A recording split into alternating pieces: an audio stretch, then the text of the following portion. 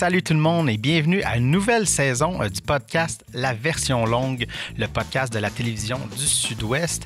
Écoute, bien content de revenir pour une autre saison. Notre première saison a fini abruptement. On a enregistré le dernier épisode, je crois, comme 5 jours avant le confinement du mois de mars. Je suis très content de revenir. Juste pour expliquer un peu le concept de la version longue, c'est en fait, moi, ça fait une dizaine d'années que je parcours la Montérégie-Ouest pour mon travail avec la TVSO. Et puis, j'ai rencontré plein de gens vraiment intéressants, des gens, mais que je rencontre pour un contexte précis, pour parler de leur organisme, de leur job ou d'un événement, peu importe. Et puis, j'ai tout le temps... c'est des gens, en fait, que je me dis, j'ai envie de m'asseoir et de jaser avec eux. En fait, ce que je pousse un peu plus loin dans le concept, c'est que je me dis, en parlant d'eux dans une version longue, en fait, c'est 1 heure. Donc, je me dis, on présente les acteurs, les actrices du coin, des gens qui font des choses pour la communauté. Et par la bande, on va inévitablement parler de la région d'une autre façon, d'une façon plus conviviale, détendue. C'est vraiment sous forme de discussion. Alors, pour le premier épisode de la nouvelle saison, je reçois Madame Virginie Bernier, qui est coordonnatrice, je vais le dire comme du monde, de la CDC Roussillon. La CDC, dans le fond, c'est la Corporation de développement du communautaire.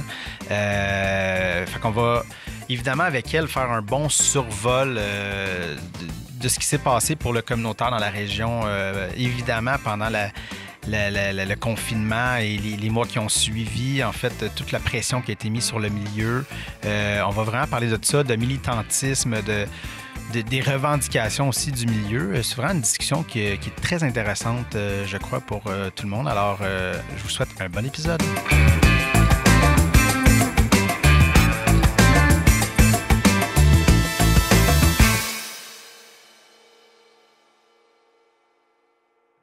J'essaie de faire ce show-là qui n'est pas, temporel, mais on n'a comme pas le choix de... Vu que t'es la première invitée post-COVID. Ouais. Comment ça s'est passé pour toi puis pour la CDC? Oui.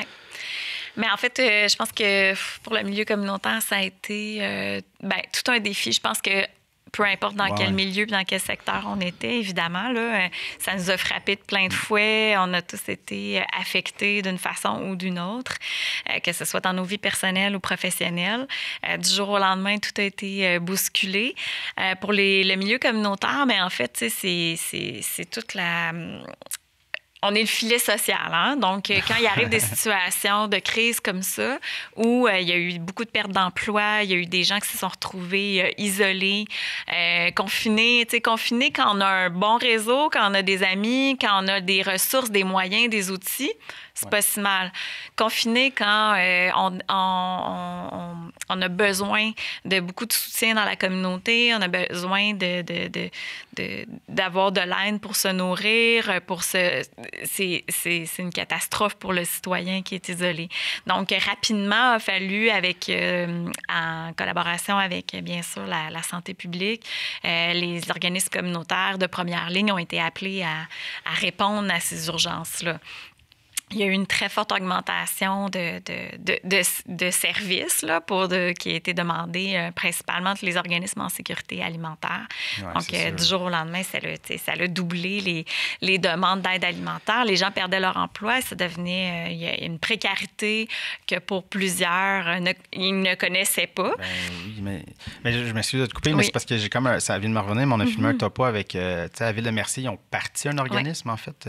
Oui, les Marmitons. Les Marmitons, c'est ça. Puis on est allé faire un petit topo avec eux. Puis c'est ça, tu sais, elle disait, le monde, parce qu'eux, ils avaient dit, on donne à tout le monde. On fera pas parce que pas de vérification. Puis là, il y a du monde qui se plaignait, là, je n'ai vu un, il est venu, il y avait une BM. Mais, tu sais, c'est ce que tu dis, c'est parce que si ce gars-là, il roulait dans le tapis, puis il tombe avec 2000 $, puis tu sais, tout le monde, tu sais, c'est ça, peu importe la classe, c'est sûr que les plus défavorisés ils ont été plus affectés. C'était déjà désaffecté, mais tout le monde était un peu comme, tu sais, j'ai un train de vie X, puis là, du jour au lendemain, c'est clac, j'ai plus d'emploi, j'ai 2000 $ du gouvernement, mais il y a la maison, tout ça, qui est comme, les paiements continuent. Fait que c'est ça a frappé vraiment tout le monde. Oui, peu importe le revenu, très évidemment, les personnes les plus vulnérables et les plus appauvries ont été plus grandement affectées, les femmes aussi. Ouais. Donc, ça, c'est très clair.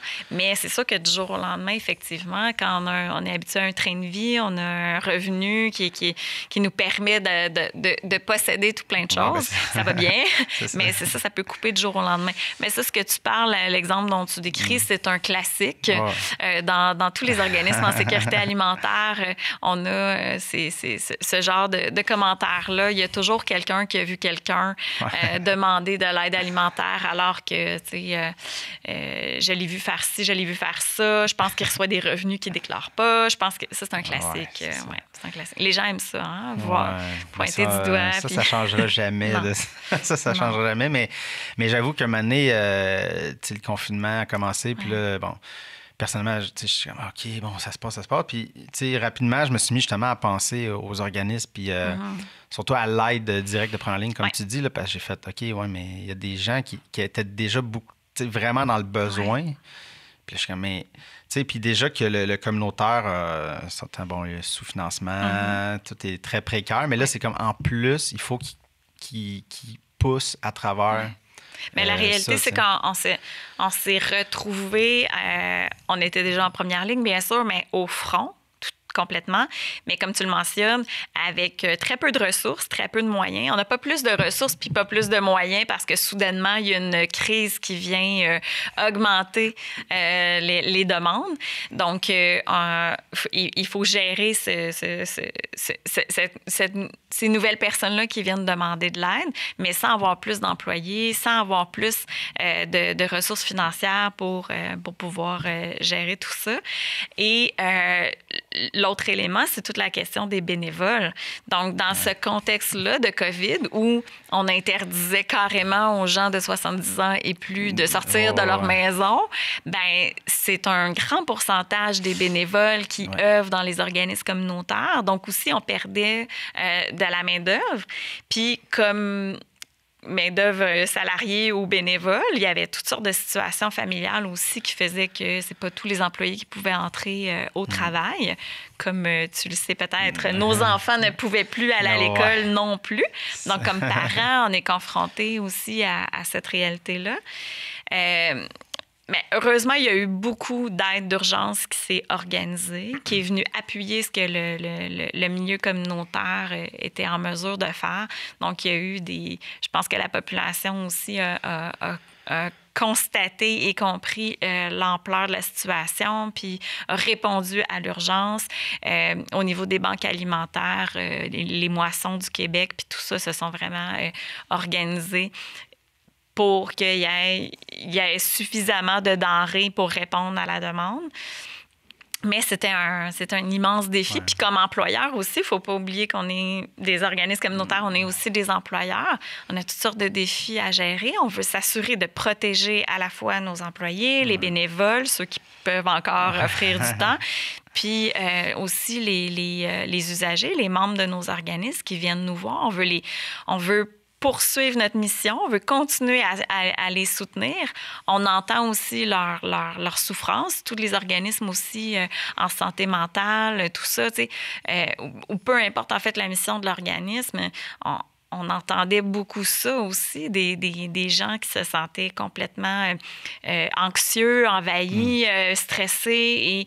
Et là, ce lien-là était d'autant plus important à maintenir puis à s'assurer que ça reste en place parce qu'il y a vraiment une détresse de l'autre côté. C'est ça. C'est qu'à la base, il y a déjà une partie de la population qui n'est pas isolée, mais qui vit la solitude. Ben, c'est ça. Ouais. Je me demandais s'il y avait un meilleur terme qu'isolé, mais la solitude. Oui, marginalisée. Puis que là, tu fais comme, OK, mais là, en plus, tout le monde...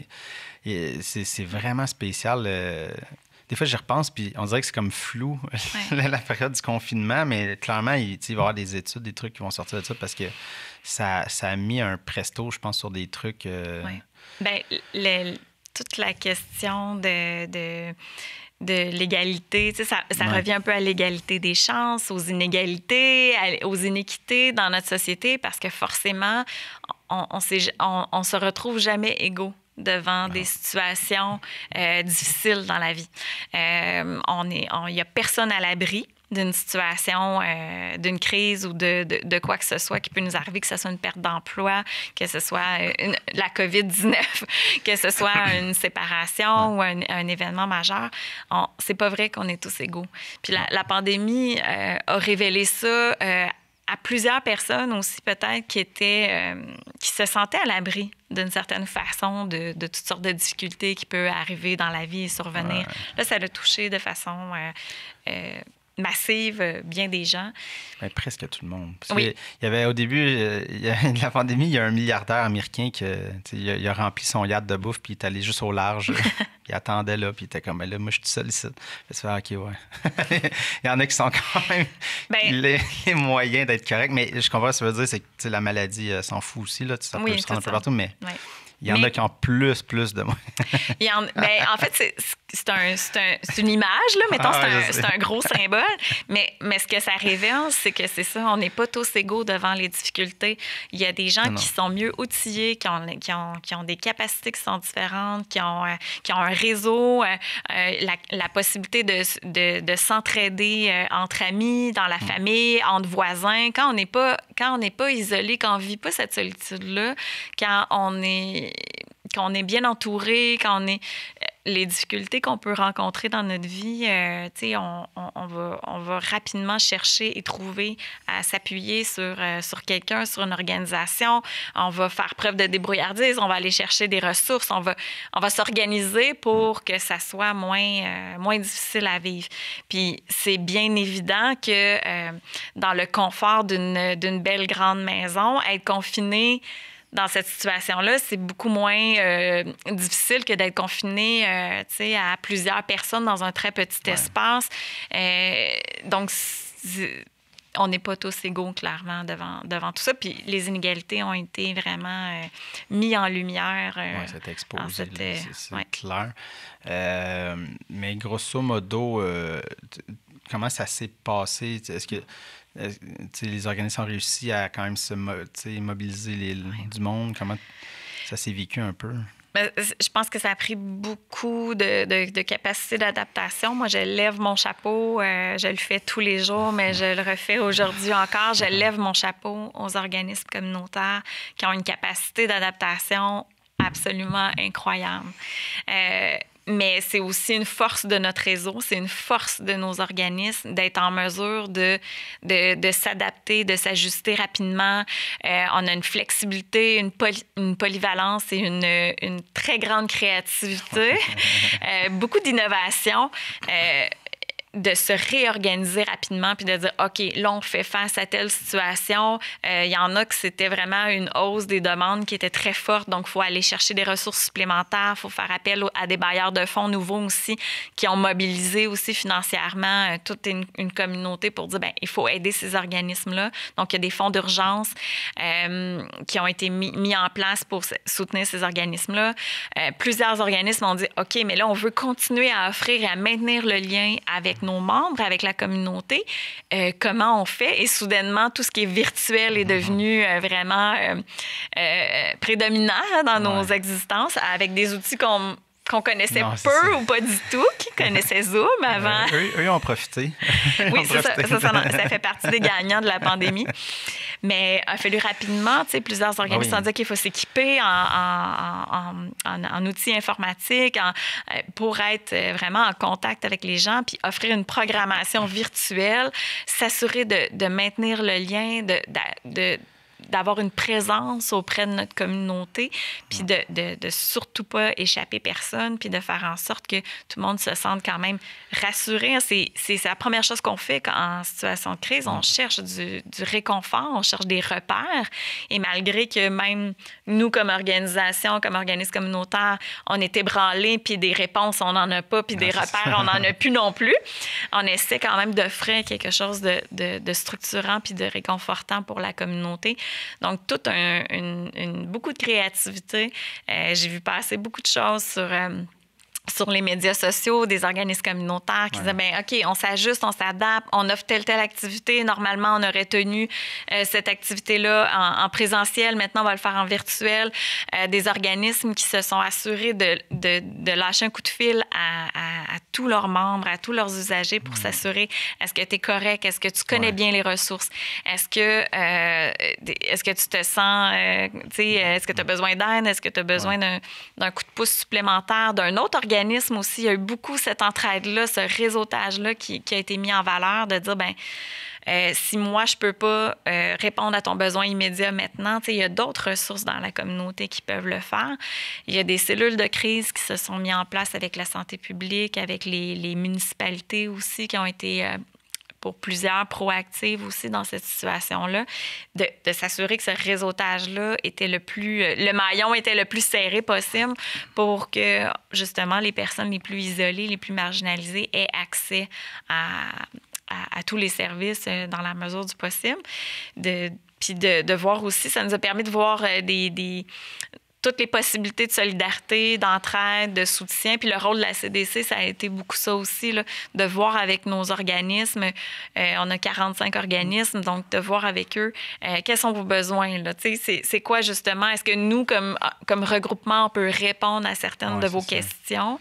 Puis de trouver des outils, des fonds disponibles aussi. On a beaucoup parlé de ça. Puis de voir qu'est-ce qui émergeait là, dans la communauté. Est-ce que c'est... il y a quelque chose, il y a un enjeu sur la détresse puis la santé psychologique. Qu'est-ce qu'on peut faire pour ça? Comment on peut... Donc, on a tous travaillé beaucoup en collaboration puis en réseau pour s'assurer que chacun, dans le respect de nos missions avec les villes, la MRC, la santé publique, chacun puisse prendre un petit bout de cette responsabilité-là de s'assurer que nos citoyens et nos citoyennes allaient le mieux possible. Oui, parce que, on a beaucoup parlé, justement, là, de l'alimentaire. Bon, tout ressortait, les problèmes de violence conjugaux, tout ça.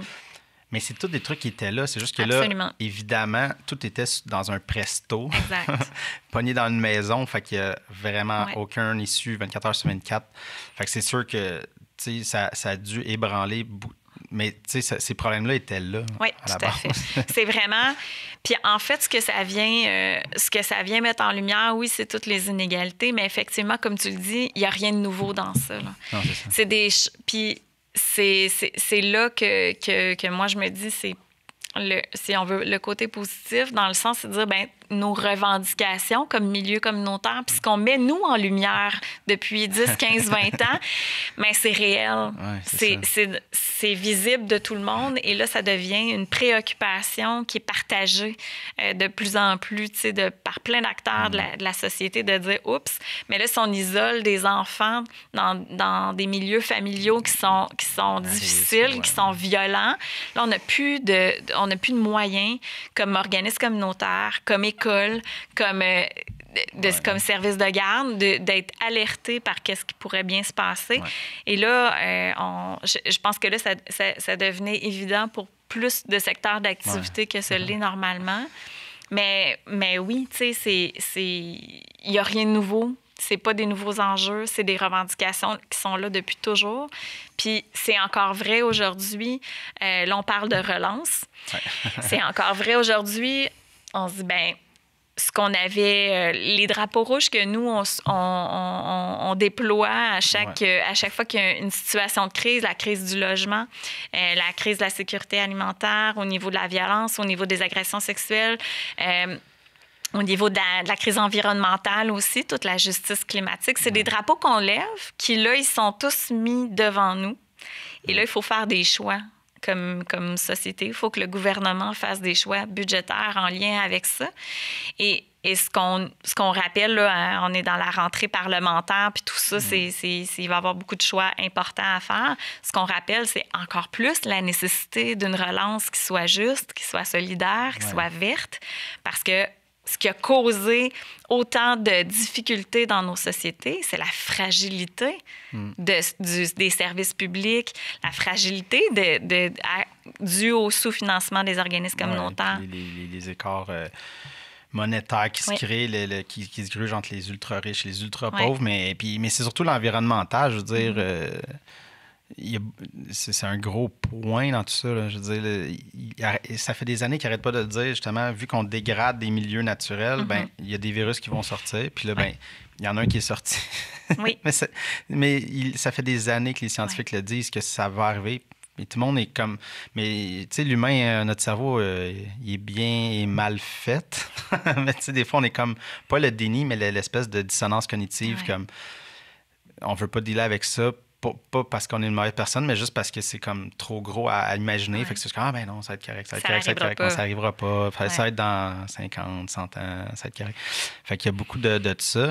Mais je voulais revenir, parce que comme dit, tu sais, mettons le communautaire, les municipalités, c'est une réflexion que j'avais, puis en fait, c'est une réflexion aussi que les villes ont depuis longtemps d'essayer d'attirer l'argent vers eux, parce que c'est là que tu te rends compte qu'il arrive des crises que ça se passe dans la proximité dans la communauté, dans les plus petites cellules, en fait, que dans les gros trucs. Fait que, tu sais, de voir, là, je reviens encore, mais sur Mercier, tu sais, la mairesse qui appelle, clac, 3-4 téléphones, « Hey, on part de quoi? » tu sais. Ça s'est parti en peu de temps. Là. Ouais. Puis là, tu fais, mais ça a fonctionné. Puis c'est comme... il y a moyen de s'organiser s'ils l'ont fait si rapidement. T'sais. Mais c'est sûr que eux aussi, il y avait une notion de contact là, qu'il y avait. C'est Hugo Dumegarde, le propriétaire de la chapelle, tout ça, parce que lui, il avait un fournisseur. Ben justement, tu as vu que là, les restos sont fermés, tout ça. Là, il y a des maraîchers qui se sont retrouvés avec des surplus. Des surplus à comme on va tout jeter. Fait qu'il y en a un qui a fait comme, garde, je t'amène un camion, je te le donne, parce que c'était pour une bonne cause. Puis il est arrivé avec un 53 pieds. Puis eux étaient comme, on peut même pas dealer avec ça. Fait que là, la mairesse s'est mise à appeler dans toutes les villes et les villages comme... Est-ce que vous voulez quelque chose? On a trop, venez-vous-en avec des camions. Puis c'est de même que ça s'est organisé, tu sais. Fait qu'il y a quelque chose de... Il y a quand même du beau des fois qui se passe. Bien, ça, c'est sûr. Puis il faut apprendre de ça. En fait, c'est ça, c'est là où on est, là. On est à l'espace de... Bien, c'est sûr que là, on n'est peut-être pas sorti d'une deuxième vague. En tout cas, première, deuxième, on ne sait plus où on est où, mais c'est pas fini. Par contre, il y a assurément des choses qu'on peut apprendre de ça. On peut faire le constat de, comme je disais, toutes les inégalités, puis les drapeaux levés qui n'ont jamais été répondus. Hein? On a attendu d'être le nez dedans, là, puis d'être très, très confronté à une situation pour agir, alors que, notamment, le milieu communautaire dénonce beaucoup de choses. Donc, on peut faire des constats de ça, puis dire, bien, quand on a voulu mettre en place certaines choses, quand on a voulu passer à l'action, c'était difficile pour les raisons suivantes. Et, ça, c'est les conditions qui ont fait en sorte que c'était facilitant pour telle autre chose. On peut apprendre de ça puis dire, bien, ça veut dire que, justement, concernant la crise environnementale, si on est confronté de nouveau à des situations catastrophiques, à des pandémies, à des états de crise, bien, il faut être en mesure d'avoir appris de nos bons coups, appris de nos erreurs, puis je dirais, de combler les failles qui demeurent, qui restent encore là. Mais oui, on a la capacité d'agir collectivement, rapidement, de faire face à des situations. Puis quand on essaie de mobiliser une communauté autour de certains enjeux, c'est le message qu'on envoie. On est capable de faire les choses quand on voit les problématiques puis qu'on veut y répondre, on est en mesure de le faire assurément. Puis on a chacun nos forces. Ouais. C'est pas vrai qu'on peut le faire tout seul. C'est pas vrai que le milieu communautaire peut faire répondre aux besoins tout seul. Justement, tu donnes un exemple. Il y a une municipalité, il y a une proactivité par rapport à ça. On veut régler telle situation rapidement. Quelles sont les ressources qu'on peut mettre en commun pour faire ça? Il y a des maraîchers. On est entouré de maraîchers. Ouais, c'est ça. Et tu sais, l'enjeu de la justice alimentaire, c'est clairement quelque chose sur lequel on pourrait agir. agir sur notre territoire. T'sais.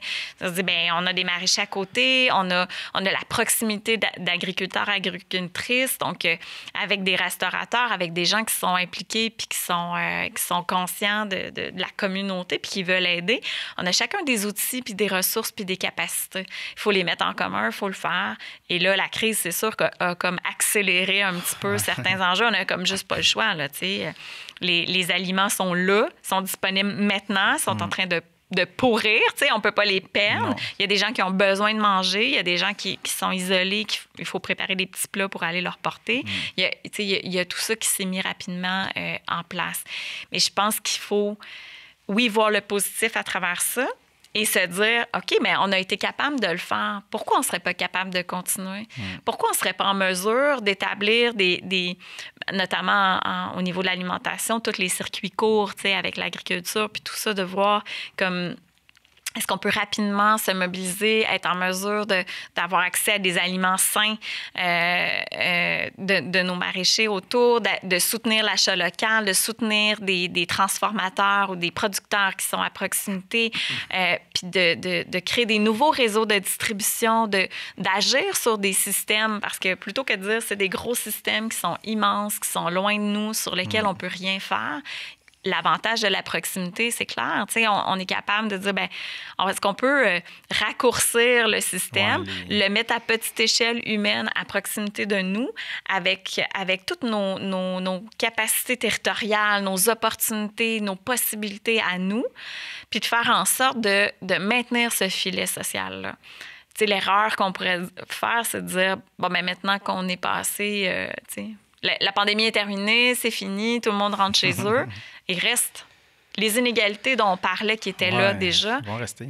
Ils vont rester. Ça n'aura pas changé. Oui, il y a une partie de la population qui va avoir eu accès à ces services-là, qui vont retourner au boulot, qui vont retourner dans leur routine habituelle, puis vont retrouver un certain niveau de confort. Mais il reste encore plein de gens qu'on ne peut pas abandonner. Et là, on aura vu notre capacité à faire les choses. J'espère qu'on va garder en tête cette idée-là de dire, bien, comment on peut poursuivre ces actions-là? Comment ce qu'on a mis en place, qui était efficace, qui a répondu rapidement à des besoins, on maintienne ça, parce qu'il y a encore des gens qui ont besoin de ce support de la communauté-là, puis de multitudes d'acteurs qui se mettent ensemble pour créer quelque chose de complètement nouveau ou de bonifier quelque chose qui existe déjà, parce qu'il y a plein de ressources qui existent déjà.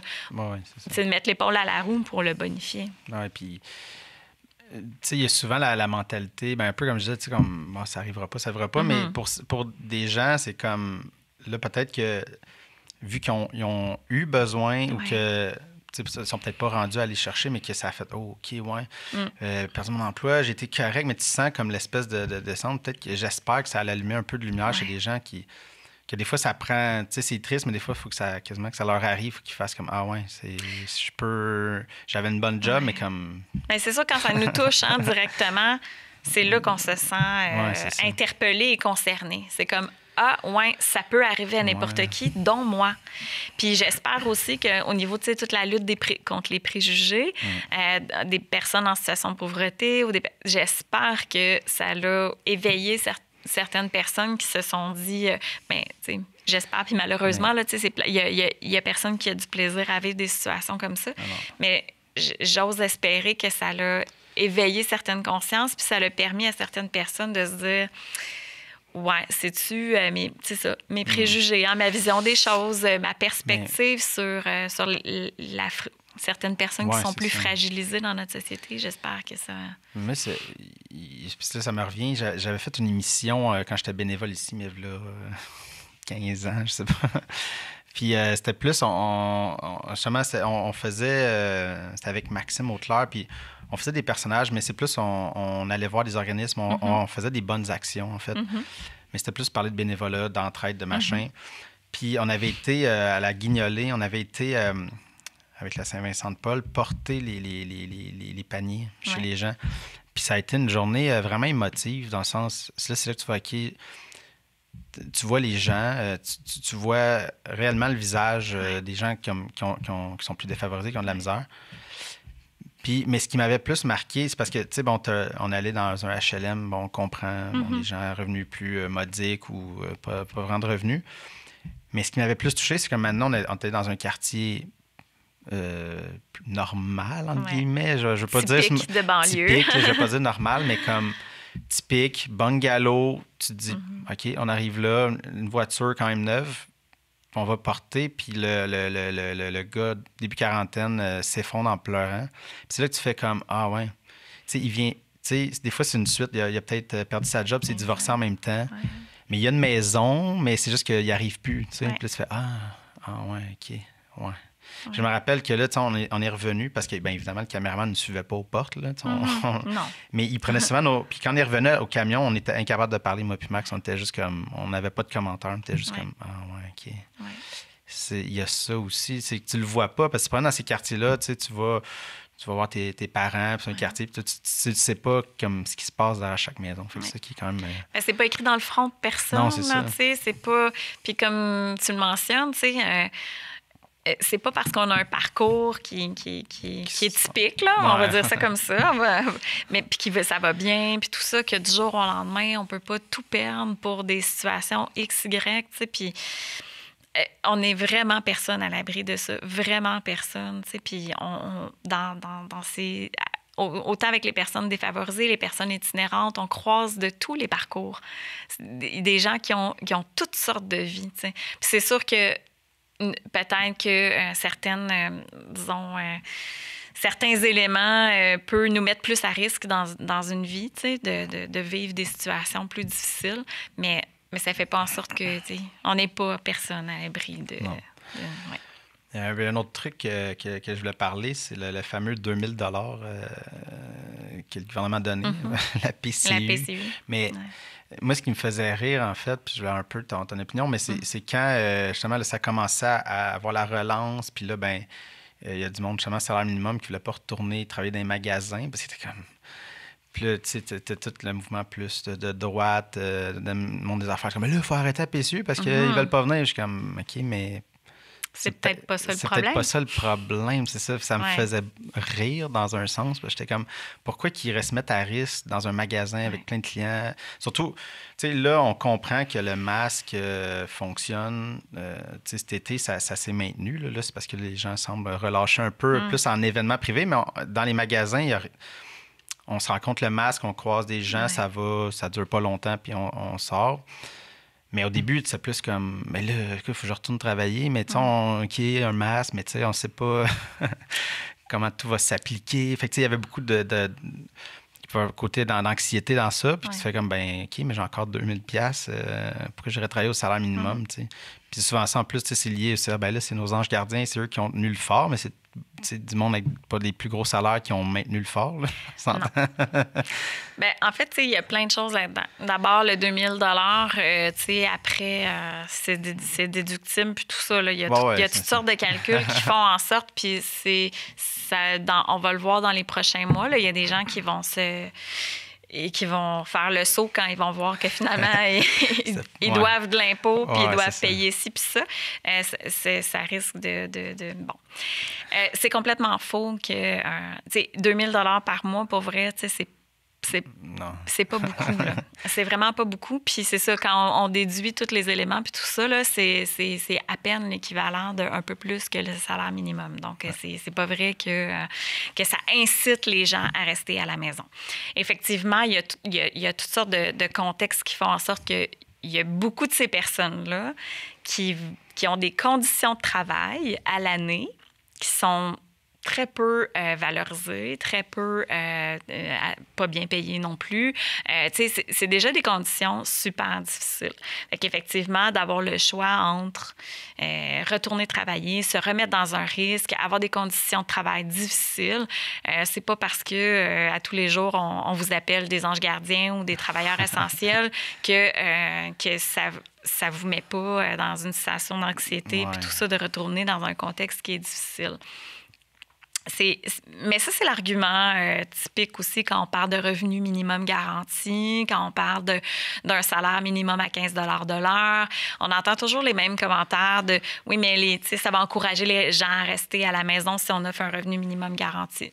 c'est complètement faux. Mais même les projets pilotes dans des villes ou dans des secteurs où ça a eu lieu démontrent que pas du tout. Puis ça améliore de beaucoup la qualité de vie des gens qui en bénéficient. Évidemment, les grands entrepreneurs, les méga-entreprises de ce monde vont dire que le 15 de l'heure, c'est impossible, c'est tout à fait impensable, c'est beaucoup trop cher et ça va mettre en péril des entreprises. J'ai des sérieux doutes aussi sur ça, puis il y a des études, notamment de l'IRIS, là, qui viennent démontrer tout à fait le contraire, en fait, que ça... Puis... Mais c'est tout notre rapport au travail, puis aux travailleurs, travailleuses. Ouais. Encore là, on parle beaucoup de femmes, encore une fois, de travailleuses qui sont dans la précarité, qui travaillent souvent à temps partiel, qui travaillent sur des horaires incroyables, qui se sont mis à risque beaucoup dans des contextes vraiment très difficiles. C'est tout notre rapport à ça. Je pense qu'il faut réfléchir, qu'il faut... Et je pense, de façon générale, notre rapport au travail, on parle aussi de télétravail, on parle d'entreprises essentielles et d'entreprises non essentielles, ou en tout cas, je dirais, de secteurs d'activité où on a vu comme, oh, ça, c'est très, très important. Puis ça, c'est peut-être plus clairement un petit peu du luxe ou et c'est tout ça, je pense, qui vient modifier aussi dans nos sociétés notre rapport au monde du travail puis à qu'est-ce qui est jugé essentiel ou pas. Mais pour la PCU, clairement, pour moi, c'est pas du tout un incitatif à rester à la maison. Puis c'est trop complexe. On peut pas nommer ça comme ça en se disant... Oui, mais c'est parce qu'ils... En jugeant les travailleurs. Ils veulent pas revenir. Moi, ça me faisait rire, parce qu'ils disaient, ils veulent pas revenir parce que là, ils ont ça, fait que puis ils choisissent la facilité. Je suis comme, ben oui et non, mais dans le sens... C'est parce que si c'est ça ton seul argument à ce qu'ils reviennent travailler, ça va pas bien. Bien, en fait, c'est un peu le problème. C'est souvent des très grandes entreprises, hein, les supermarchés, les couche-tard de ce monde ils ont amplement les moyens d'offrir des conditions, mais ils ne le font pas. Ils ont fait pendant quelques semaines ou quelques mois des mesures pour bonifier le salaire et rapidement, dès qu'ils ont retiré ça pour dire non, ça nous met en péril, on peut pas faire ça. Mais c'est terrible, c'est terrible. Ça me faisait rire. Mais là, il disait qu'un peu tout le monde... Je comprends, il y a plus de frais parce que ils achètent plus de purelles, de trucs. C'est un petit peu plus long, mais genre, ils ont tellement plus vendu parce qu'on n'allait plus au resto. Ouais. Fait que c'était clair, là, les épiceries étaient vides, ils ne fournissaient plus. Parce que, soudainement, il faut se faire manger 100% du temps, tout le monde. Puis après, là, c'est parce que là, il y a des frais, des nouveaux frais. OK, mais ça coûte pas si cher du pur. Des masses. Ça coûtait cher au début. Coûte cher, mais ça sont très, très bien sortis. Mais c'est ça. C'est comme... Mais c'est plus... C'est ça. Tu sais, dans le fond, c'est souvent... c'est plus peut-être les petites PME que tu peux dire c'est plus compliqué à ce niveau-là. Tu sais, les salaires, l'adaptation, tout ça, là, mais c'est de trouver un équilibre. Oui. Je pense qu'en fait, on ne peut pas mettre toutes les entreprises dans le même panier puis dire tout le monde a la même capacité à gérer les frais qui vient avec ça, les salaires puis tout ça. Même quand on parle de la hausse du salaire minimum, c'est sûr que c'est pas tout le monde qui peut affronter ça de la même façon. Mais je pense qu'il y a, si on a un projet de société qui vise à offrir une vie décente à tout le monde, puis à offrir des conditions de travail puis des conditions salariales intéressantes à tout le monde. C'est un choix aussi qu'on peut faire, puis qu'on peut... Le gouvernement pourrait très, très bien pallier à certaines choses puis dire, on offre un soutien bonifié aux PME, petites entreprises. C'est le cas aussi des organismes communautaires de dire, si on est comme on est des micro-entreprises aussi qui tout ça, pour nous, ça nous affecte beaucoup plus. Mais comment pallier à différentes subventions, différents appuis? Des subventions, là, c'est du socialisme communiste, ça, voyons. C'est terrible. Seigneur. Mais c'est correct de donner des milliards à Bombardier. Ça, c'est pas des subventions. Ça, c'est correct. C'est l'investissement. L'investissement, c'est ça, oui. Ça a bien été aussi, de ce côté-là, cet investissement-là. Très bien. Mais ça me fait rire parce que j'avais fait des émissions sur Là, j'ai un blanc, mais avec tous les agriculteurs laitiers, là, les quotas, Oui. je le dirais pas, là.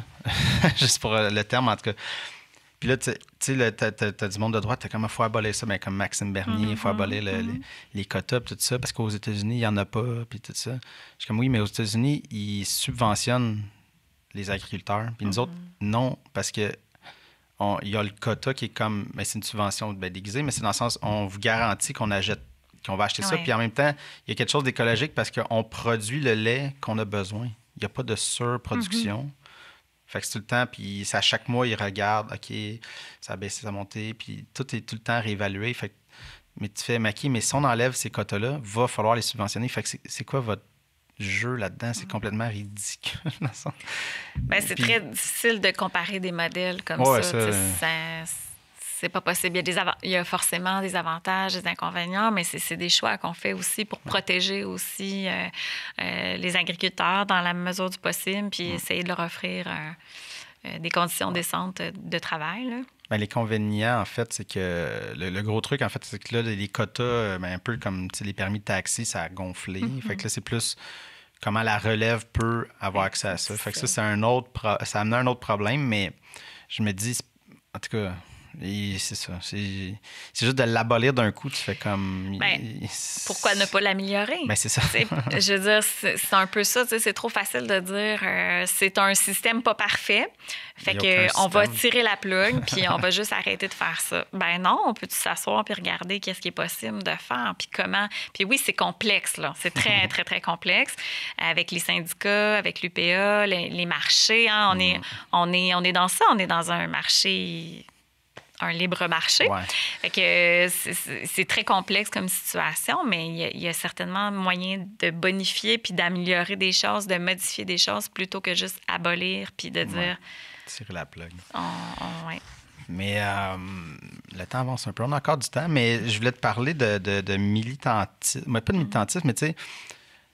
C'est parce que ça m'intéresse à chaque fois que je parle à des gens qui sont comme impliqués, qui portent des causes, parce que moi, j'ai tendance à de plus en plus à être comme pas cynique, mais juste, je sais pas, parce que je vieillis, puis je suis comme juste fatigué. On dirait que des fois, je m'épuise.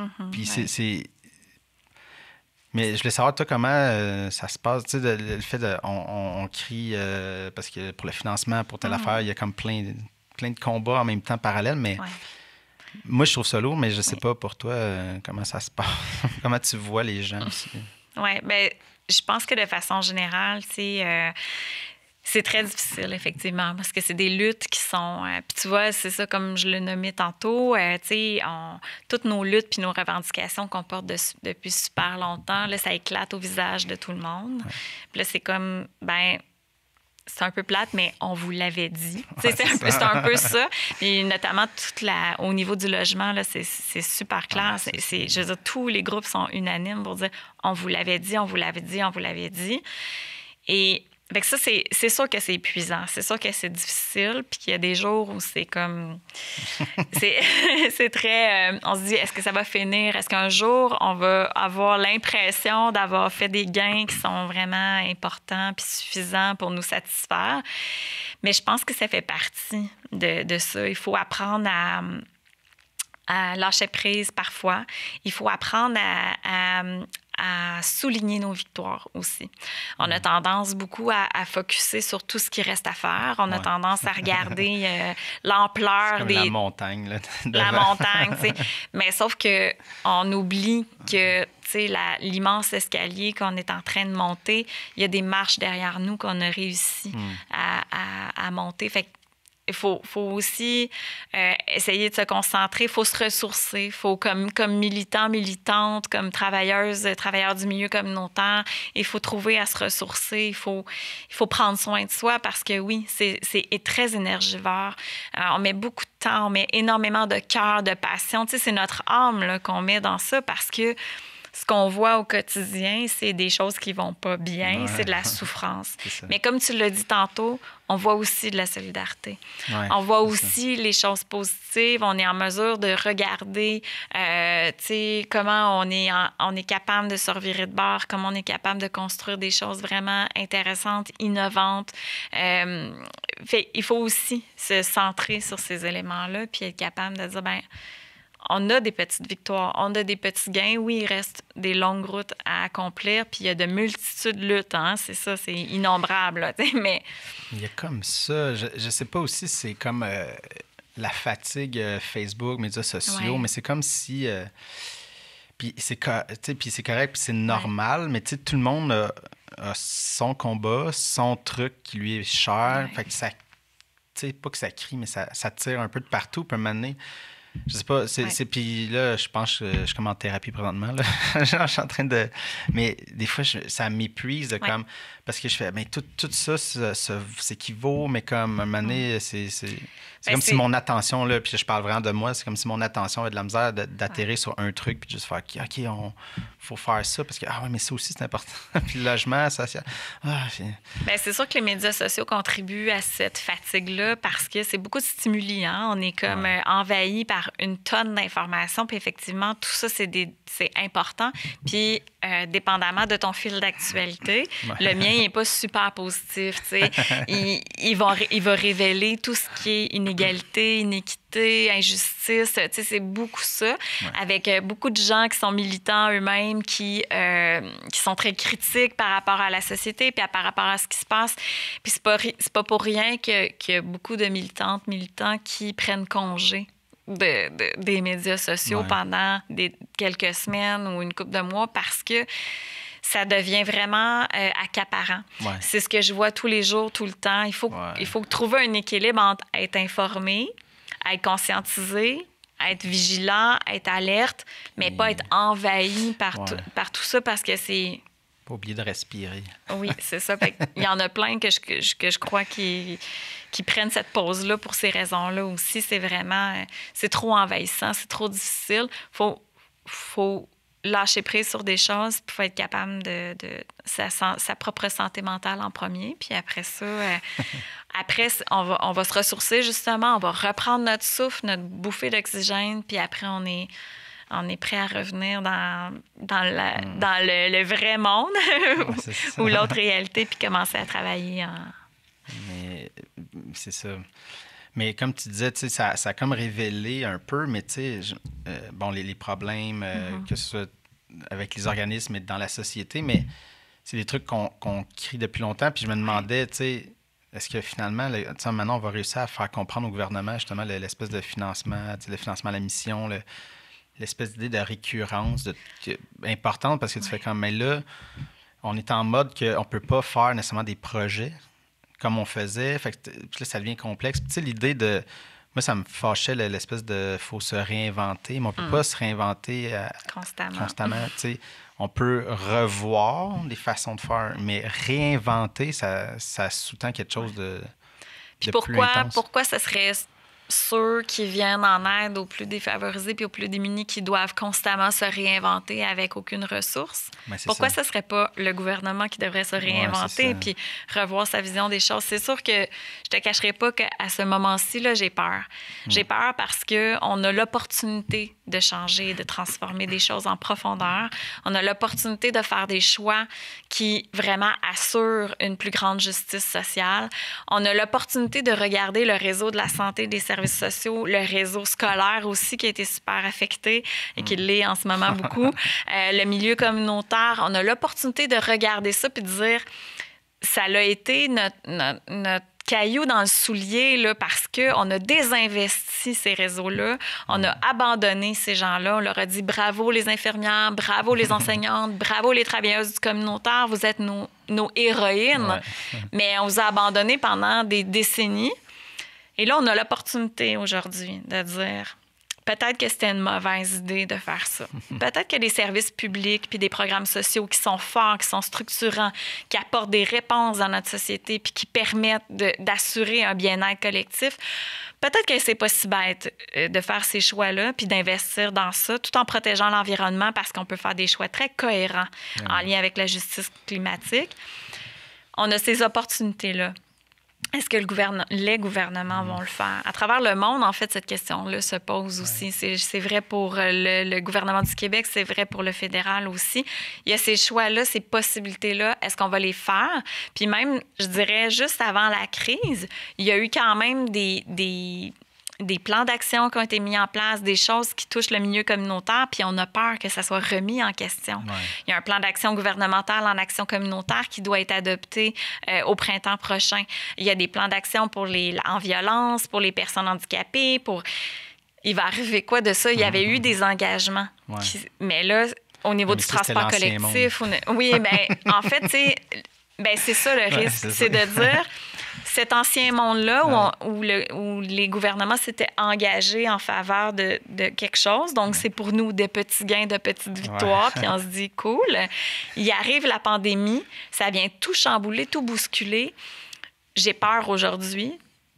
Mais on a un espoir, celui de dire c'est encore plus pertinent de mettre en place les engagements qu'on avait dit qu'on ferait et de les renforcer encore plus parce qu'aujourd'hui, plus que jamais, on prend conscience de l'importance du milieu communautaire, du réseau de la santé, du réseau scolaire, de ce filet social-là qu'on a choisi comme État, comme gouvernement, d'abandonner, littéralement. Et là, aujourd'hui, on a toutes les opportunités de dire si on structure ça, si on le renforce, si on bonifie, si demain matin, on a du financement à la mission pour les organismes, on assure qu'en toute situation, que ça soit post-crise, pendant la crise, avant, après, peu importe la situation, on n'échappe personne, on s'assure d'un bien-être collectif puis d'une justice qui vaut pour tout le monde. Mais j'ai peur. J'ai peur assurément parce que on a peu d'historiques sur lesquels on peut se baser qui nous indiquent. Au contraire, il y a eu plein de situations dans l'histoire qui nous a démontré que dans ces situations de crise-là, les gouvernements font le choix de l'austérité. Ils font le choix de dire, mais là, on n'a plus les moyens, les temps ont été difficiles, ça a été rude, les coffres de l'État sont vides. Non, on ne pourra pas réinvestir dans des choix judicieux. Puis, tu sais, ce qui me fâche, en fait, moi, on dirait que c'est le truc financement par projet. Ça me rentre pas dans la tête. Puis là, je m'en allais sacrer. Mais parce que je vois juste, dans le fond, ma boss, la DG ici, remplir toute la paperasse pour le ministère de la Culture, année après année. Tu sais, la télé, ça doit faire comme 30 ans qu'elle existe. Puis à chaque année, il faut remplir. Ça y prend comme 3-4 jours de paperasse. Mais vous nous connaissez, ça fait 30 ans. Puis comme il faut tout remettre. Tu sais, après ça, je comprends. Il y a une partie de faire, voici nos états financiers. L'année passée, voici, tu sais, comme bon, il n'y a pas eu de fraude. De fraude, de rien, on gère bien tout ça. Là, c'est comme, mais là, des questionnaires à pu finir. Puis mais là, qu'est-ce que vous allez faire? Qu'est-ce qu'on va faire? On veut juste, on veut faire notre mission d'être là pour à donner la voix à la communauté, en fait, donner l'accès aux zones, aux gens. C'est beaucoup. Genre, pourquoi il faudrait comme tout le temps avoir un projet?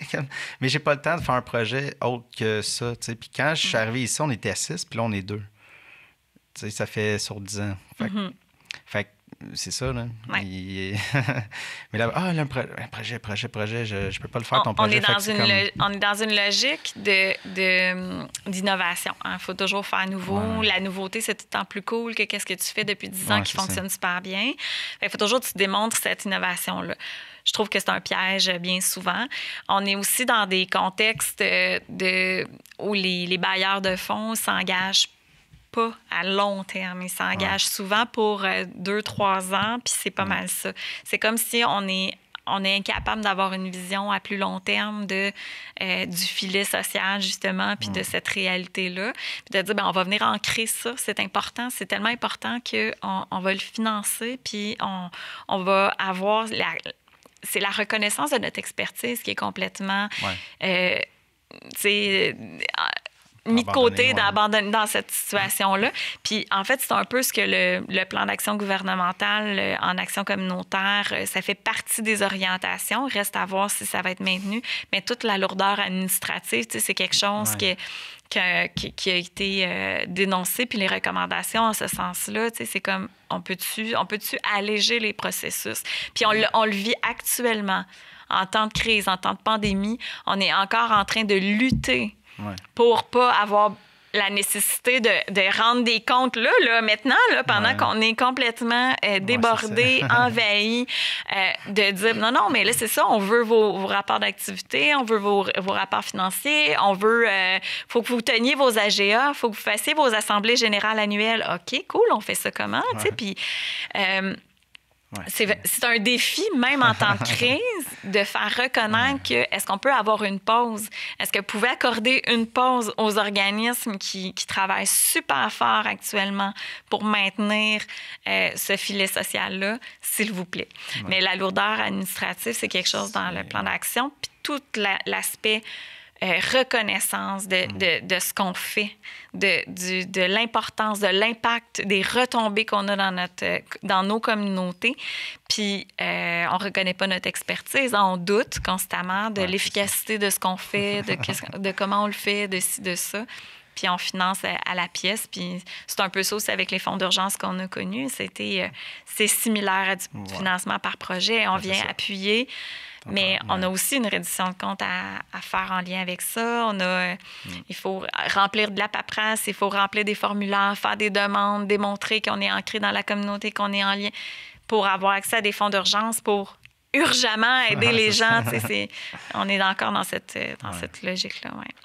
Mais en terminant, j'ai comme une pensée parce qu'on parlait justement de mettre l'emphase sur le communautaire, sur les filets sociaux, sur la communauté, tout ça. Puis, tu sais, ça fait, on dirait, depuis le dernier référendum qu'on cherche un fameux projet de société. Mais c'est comme... Tu sais, tout le monde dit, ça prend un projet. Mais c'est flou, mais c'est comme, pourquoi le projet, ce serait pas ça, justement, de revoir tout le fondement de nos communautés, tu sais. Ça serait un beau projet, ça. Ça serait un magnifique projet. Au lieu d'une centrale à Baie James. Puis je dirais que, tu sais... On a une longueur d'avance au Québec par rapport à ça. On a des structures qui existent. On a fait des choix de société il y a 40-50 ans. On a choisi de mettre en place certaines structures pour s'assurer d'une meilleure équité, d'une meilleure égalité, d'une justice sociale.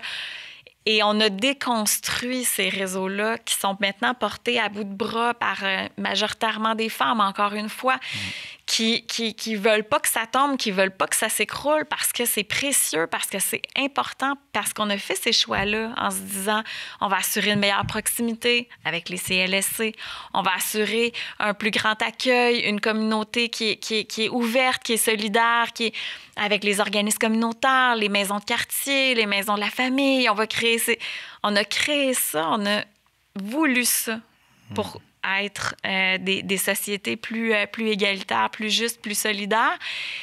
Mais on a déconstruit ça, puis on a désinvesti ça au fil du temps. Puis aujourd'hui, on se retrouve confronté à des situations où ça serait vraiment un beau projet de société. Je suis bien d'accord avec toi, Mathieu, de dire... On réinvestit ça, on reconstruit, mais on a des fondations extraordinaires au Québec sur lesquelles on peut construire parce qu'on a une longueur d'avance. On les a fait, ces choix-là. On l'a fait, le choix de la justice. Bon. Bien, je pense que c'est une bonne idée. Oui. Puis, on va finir là-dessus. Oui. Mais je pense que ça m'a aidé un peu avec mon cynisme. Je suis un peu plus... T'es un peu moins fatigué, épuisé. Moins seul devant la lourdeur de ça. On est clairement pas seul. On est clairement pas seul. Puis c'est ça qu'il faut se rappeler quand on est découragé puis fatigué, épuisé. On est tellement nombreux et nombreuses à vouloir ce monde juste là. On est très nombreuses. Cool. Bien, merci beaucoup d'être passé. Merci à toi.